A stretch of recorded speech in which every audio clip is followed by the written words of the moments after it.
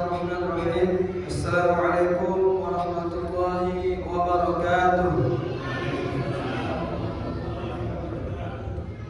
Alhamdulillahirabbil alamin. Hamdan katsiran thayyiban mubarakan fih kama yuhibbu rabbuna wa yarda. Asyhadu an la ilaha illallah wahdahu la syarika lah wa asyhadu anna Muhammadan abduhu wa rasuluh. Allahumma anfa'na bima 'allamtana wa zidna 'ilman wa fahman.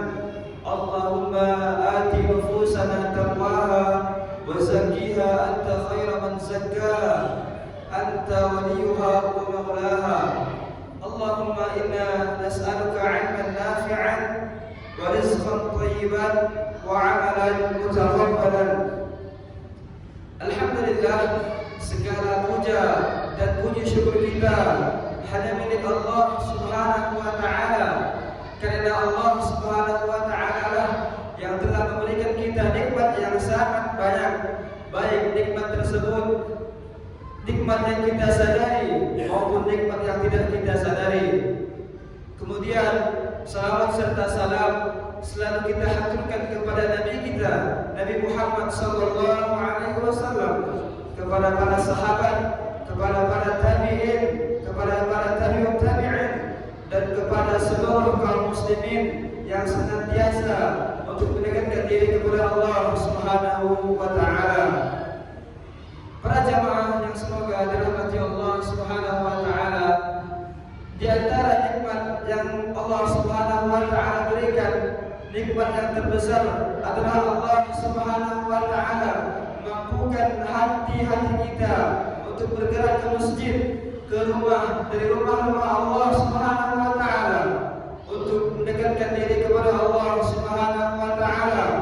Kemudian kita duduk di majelis ilmu, mendengarkan ayat-ayat Allah Subhanahu wa taala dibacakan, kemudian mendengarkan hadis Nabi sallallahu alaihi wasallam disebutkan. Dalam suatu hadis Nabi Muhammad sallallahu alaihi wasallam pernah bersabda, "Man ijtama'a qaumun fi baitin min buyutillah yatluna kitaballah wa yatadarrasuna bainahum illa nazalat 'alaihimus sakinah." Barang siapa suatu kaum yang mereka berkumpul di salah satu dari rumah-rumah Allah Subhanahu wa taala, mereka mendengarkan ayat-ayat Allah Subhanahu wa taala dibacakan, lalu mereka di dalamnya saling belajar dan mengajari, illa nazalat 'alaihimus sakinah, kata Nabi sallallahu alaihi wasallam, tidaklah turun kepada mereka melainkan rasa ketenangan. Wa hafathumul malaikah, dan para malaikat menaungi mereka. Wa dzakarahumullahu fi man 'indah, dan Allah Subhanahu wa taala menyebut-nyebut nama mereka di kalangan makhluk-makhluk Allah Subhanahu wa taala.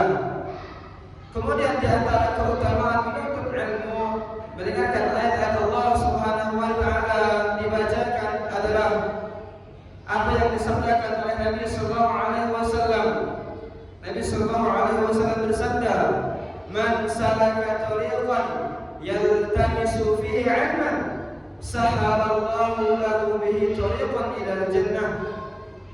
Barang siapa yang menempuh suatu jalan, yang mereka menempuh jalan tersebut, mereka gunakan untuk menimba ilmu, mendengarkan ayat-ayat Allah Subhanahu wa taala dibacakan, apa ganjaran bagi mereka? Sahalallahu lahu bihi tariqan ilal jannah. Maka Allah Subhanahu wa taala akan mudahkan jalan mereka menuju surga. Para jamaah yang semoga dirahmati Allah Subhanahu wa taala, sebelum kita mendengarkan kajian ini, izinkan saya pribadi untuk mengenalkan diri saya pribadi. Nama saya Hafizan, saya berasal dari kota Sambas, dan alhamdulillah sekarang saya sedang menempuh pendidikan di perkuliahan Tahfiz Ma'had Al-Aiman di semester akhir. Sedikit tentang Ma'had Al-Aiman. Ma'had Al-Aiman merupakan suatu yayasan pendidikan yang tentunya berlandaskan dengan ayat-ayat Allah Subhanahu wa taala dan hadis Nabi Nabi sallallahu alaihi wasallam, yang mana Mahad al-Aiman ini memiliki beberapa jenjang, di antaranya jenjang PAUD, TK, SD, SMP, SMA hingga perkuliahan. Dan alhamdulillah juga saya termasuk ke dalam salah satu staf pengajar di mahad tersebut. Semoga Allah Subhanahu wa taala memberkahi kita semua yang belajar agama Islam. Amin ya rabbal alamin. Para jamaah yang semoga dirahmati Allah Subhanahu wa taala, duduknya saya di sini adalah untuk berbagi sedikit nasihat, yang tentunya nasihat ini saya tujukan untuk diri saya pribadi secara khusus dan juga para jamaah sekalian. Dan semoga apa yang disampaikan ini bermanfaat untuk kita semua. Amin ya rabbal alamin. Para jamaah yang semoga dirahmati Allah Subhanahu wa taala, sesungguhnya pembahasan tentang berbakti kepada kedua orang tua adalah pembahasan yang sangat penting dan juga sangat mendasar di dalam agama Islam.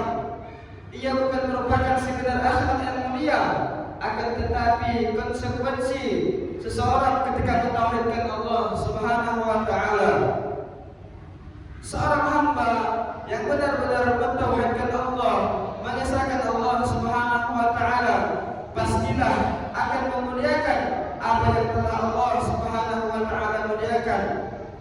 Dan di antara hak makhluk yang paling agung setelah Allah Subhanahu wa taala adalah hak kedua orang tua.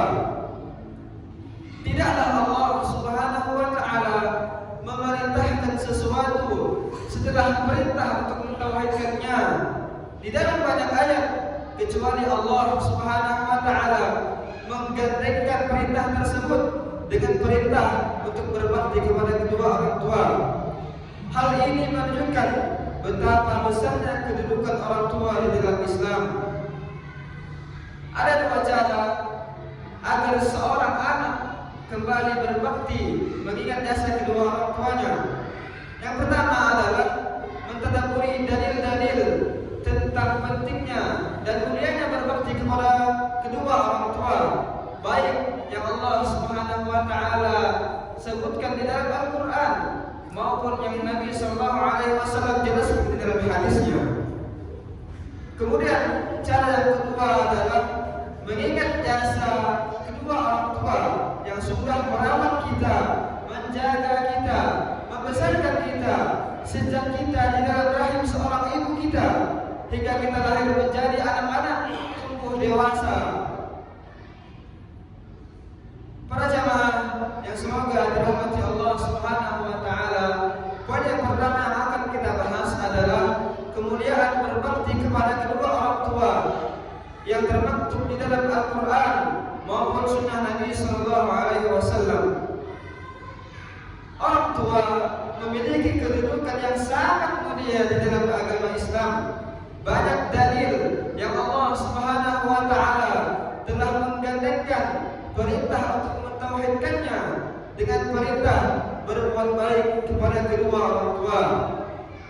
Hal ini menunjukkan bahwasanya hak orang tua adalah hak makhluk yang paling besar setelah hak Allah Subhanahu wa taala. Kedudukan berbakti kepada kedua orang tua di dalam Al-Qur'an. Di antara dalil yang ada dalam Al-Qur'an yang menunjukkan tentang perintah berbuat baik kepada kedua orang tua. Yang pertama adalah firman Allah Subhanahu wa taala pada Quran surah Al-Isra ayat ke-23. Allah Subhanahu wa taala berfirman, "Wa qada rabbuka alla ta'budu illa iyyahu wa bil walidayni ihsana." Dan Allah Subhanahu wa taala telah memerintahkan agar kamu semua jangan menyembah selain Allah Subhanahu wa taala, dan hendaklah kamu berbuat baik kepada kedua orang tua dan yang sebaik-baiknya. Di dalam ayat yang mulia ini Allah Subhanahu wa taala langsung mengaitkan perintah tauhid, yaitu mengikhlaskan ibadah hanya untuk Allah Subhanahu wa taala. Kemudian Allah Subhanahu Ta'ala memerintahkan seorang anak untuk berbakti kepada kedua orang tua. Kemudian dalil yang kedua yang ada dalam Al-Quran adalah pada surah Luqman ayat ke-14. Allah Subhanahu wa Ta'ala berfirman, "Anishkur li wa liwalidayka ilayyal masir." Bersyukurlah kalian kepadaku dan juga kepada kedua orang tuamu, dan hanya kepadakulah kalian dikembalikan. Dalam ayat yang mulia ini Allah Subhanahu wa Ta'ala menggabungkan antara rasa syukur kepada Allah Subhanahu wa Ta'ala dan kemudian rasa syukur kepada kedua orang tua. Kemudian dalil yang ketiga yang Allah Subhanahu wa Ta'ala sebutkan tentang pentingnya berbakti kepada kedua orang tua adalah termaktub di dalam surah An-Nisa ayat ke-36. Allah Subhanahu wa Ta'ala mengatakan, "Wa'budullaha wa la tusyriku bihi syai'a wa bil walidayni ihsana." Sembahlah Allah Subhanahu wa Ta'ala dan janganlah kalian mempersekutukannya dengan sesuatu apapun juga. Kemudian berbuat baiklah kepada kedua orang tua. Dalam ayat yang mulia ini, setelah Allah Subhanahu wa Ta'ala melarang untuk berbuat syirik, yaitu menyekutukan Allah Subhanahu wa Ta'ala dengan segala sesuatu, Allah Subhanahu wa Ta'ala langsung memerintahkan seorang anak untuk berbakti kepada kedua orang tuanya. Kemudian dalil yang ketiga keempat yang Allah Subhanahu wa Ta'ala firmankan adalah terdapat di dalam Quran surah Al-An'am ayat ke-151.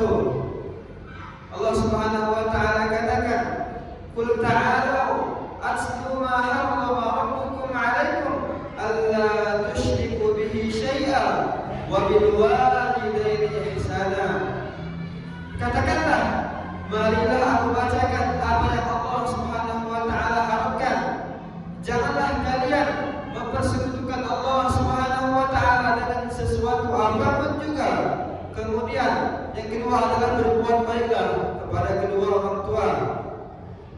Kemudian ayat yang kelima yang Allah Subhanahu wa Ta'ala sebutkan adalah terdapat di Quran surah Al-Ahqaf ayat ke-15. Allah Subhanahu wa Ta'ala berfirman, "Wa wassayna al-insana biwalidayhi ihsana." Kalau kami wasiatkan kepada manusia semua agar mereka berbuat baik kepada kedua orang tua. Para jamaah yang semoga dirahmati Allah Subhanahu wa Ta'ala, perintah berbakti kepada kedua orang tua selalu datang setelah perintah mentauhidkan Allah Subhanahu wa Ta'ala. Selalu Allah gandakan setelah perintah untuk mengesahkan Allah Subhanahu wa Ta'ala. Ini menunjukkan bahwasanya hak Allah Subhanahu wa Ta'ala adalah hak yang paling agung dan juga yang paling utama. Adapun setelah itu, hak orang tua adalah hak yang paling besar di antara seluruh makhluk. Berbakti kepada kedua orang tua adalah ibadah yang besar yang langsung berkaitan dengan tauhid, yaitu mengesahkan Allah Subhanahu wa Ta'ala. Sedangkan durhaka kepada kedua orang tua termasuk dosa yang besar di sisi Allah Subhanahu wa Ta'ala. Adapun berbakti kepada kedua orang tua adalah jalan menuju ridha Allah Subhanahu wa Ta'ala, keberkahan hidup dan syurga yang telah Allah Subhanahu wa Ta'ala janjikan. Para jamaah yang semoga dirahmati Allah Subhanahu wa Ta'ala, setelah kita mengetahui dalil-dalil yang Allah Subhanahu wa Ta'ala sebutkan di dalam Al-Quran tentang pentingnya berbakti kepada kedua orang tua, selanjutnya kita hendaknya untuk mengetahui hadis-hadis Nabi Sallallahu Alaihi Wasallam yang menekankan tentang pentingnya berbakti kepada kedua orang tua. Nabi Sallallahu Alaihi Wasallam menegaskan kedudukan yang sangat tinggi untuk berbakti kepada kedua orang tua serta bahayanya durhaka kepada kedua orang tua. Dalil yang pertama menjelaskan tentang pentingnya berbakti kepada kedua orang tua adalah hadis riwayat Tirmizi dari sahabat Abdullah bin Umar radhiyallahu anhu. Nabi sallallahu alaihi wasallam bersabda, "Ridha Rabbi fi ridha walidain wa sakhatu Rabbi fi sakhatil walidain." Keriduan Allah Subhanahu wa taala tergantung kepada keriduan orang tua. Kemudian kemurkaan Allah Subhanahu wa taala tergantung kepada kemurkaan seorang orang tua. Hadis ini mengajarkan kepada kita bahwasanya ridho orang tua adalah jalan menuju ridho Allah Subhanahu wa taala. Sedangkan murka Allah Subhanahu wa taala disebabkan, salah satu sebabnya adalah murka kedua orang tua. Kemudian dalil yang kedua yang disebutkan oleh Nabi sallallahu alaihi wasallam dalam sebuah hadis